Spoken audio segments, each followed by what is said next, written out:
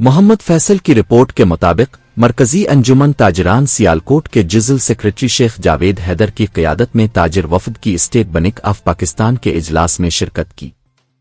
Assistant chief manager Ali अता इजलास में बिलासूद बैंकारी और बार कोड कारोबार के हवाले से तफसीली बात हुई। Tahir Nadeem additional director Karachi online video में मौजूद थे। मीटिंग में ज्वाइन सेक्रेटरी अजीम अकरम प्ला अड्डा पसरूड़ियाँ, जनरल सेक्रेटरी शीमैम खालोधी बानो बाजार, जनरल सेक्रेटरी मुख हफीज ग्रीन वुड सड़ियट के सदर सुहेल बट, बहलोल दाना रोड के सदर इफ्तिखार बट, रहमत अल मार्केट के सदर चौधरी आमिर वहीद, सेठी प्लाजा के सदर मियां शम्स, जनरल सेक्रेटरी अशफाक उपल अल नूरी, विस्ट सेंटर खादिम अली रोड के सदर नबील बट, हौजरी एसोसिएशन के सदर मकसूद बट और दीगर ताजिर ओहदेदारान ने शिरकत की। मजीद खबरों के लिए FJHD न्यूज़ देखते रहे।